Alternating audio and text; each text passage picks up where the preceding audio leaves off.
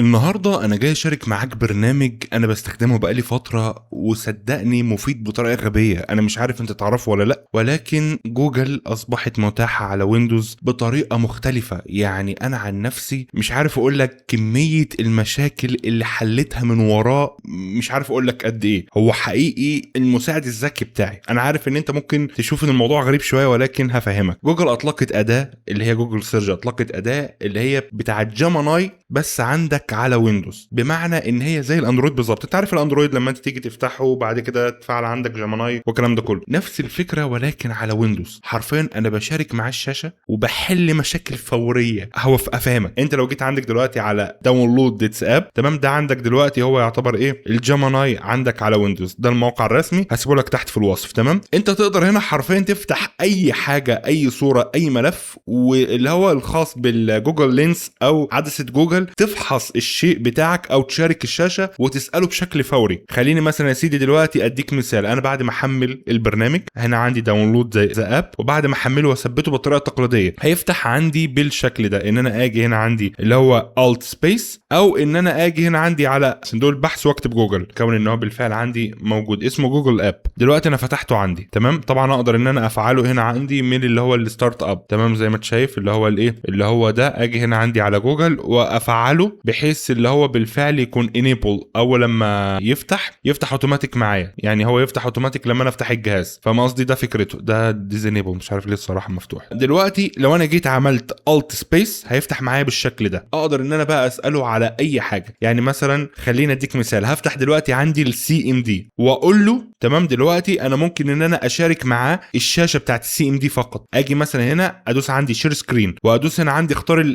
اي اي ابلكيشن ايا كان. يعني مثلا ممكن هنا افتح برنامج اخر، البرنامج الاخر اقدر اشارك معاه الواجهه، تمام. اجي دلوقتي مثلا عندي اللي هو اشارك معاه السكرين بتاع السي ام دي، او جاي عليه، تمام، عامل شير. ودلوقتي اقول له مثلا مثلا اقول له ايه هو الامر اللي اكتبه هنا عشان اعمل تحديث لكل البرامج دفعه واحده. زي ما انت شايف بشكل فوري اقدر اكبر من هنا اهو، وهو هيقدر يقول لي اهو زي ما انت شايف اهو، الامر الذي تبحث عنه هو جميع البرامج المثبته، هو ده الامر، تمام. اجي انسخه واحطه عندي هنا اهو. دلوقتي عملت ابديت لكل البرامج دفعه واحده. شفت الموضوع سهل ازاي؟ انا مثلا يا سيدي دلوقتي مثلا اقول له هنا عرفني، تمام، انا مسافه مكتب دلوقتي. شايف انت الفريم الاصفر ده؟ تمام، ماشي، حاضر. شايف انت الفريم الاصفر ده؟ الفريم الاصفر ده باختصار شديد وظيفته ان هو بيقول لي مازال اللي بالفعل لسه فيه يعني فحص، او لسه مازال موجود اللي هو السكرين فيه، تمام. خلاص انا غلطان ان عملت ابديت لكل البرامج، بس عموما يعني فاهم قصدي. طيب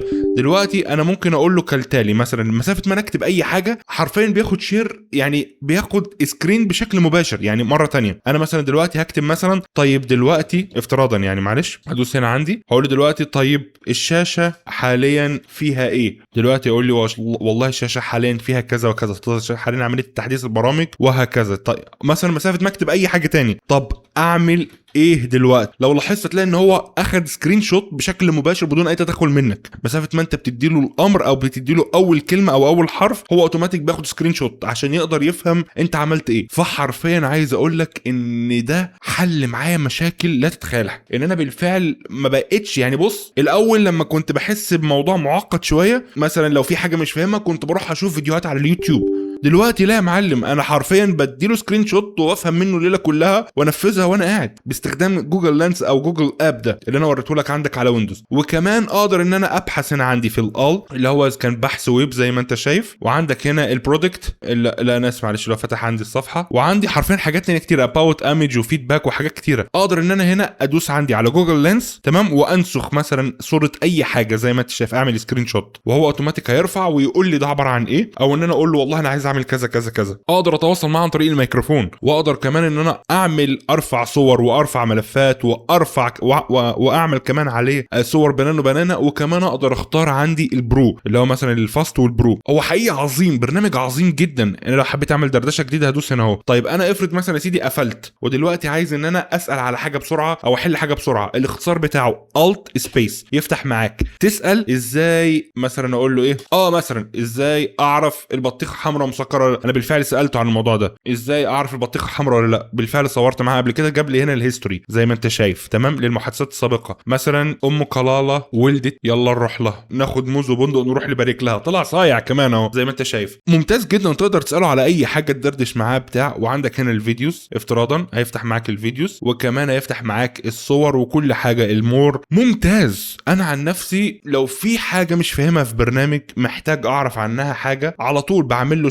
يعني شير سكرين هنا اهو، وبحل الموضوع فوري وانا واقف اهو. شير سكرين مثلا افتراضا مثلا على البرنامج ده او اي برنامج اخر انا فاتحه، وعلى طول بقول له والله انا عملت كذا انا عملت كذا، طب ظهر معايا كذا، احل الموضوع ده ازاي. فالموضوع سهل جدا جدا جدا اكتر مما تتخيل. بس ده كان الشرح، اتمنى يكون الشرح مفيد. هسيب لكم انا الرابط باذن الله تحت في الوصف. حبيت اعرفكم عن البرنامج لان الصراحه البرنامج ده عظيم، يعني سهل عليا حياتي بشكل لا تتخيلوا، فحبيت اشاركه معاكم واعتذر على الاطاله. ما تنساش بقى تشترك في القناه وتفعل الجرس وتعمل لايك للفيديو اللي بيساعد، واشوفكم على خير باذن الله فيديو جديد، ومع السلامه.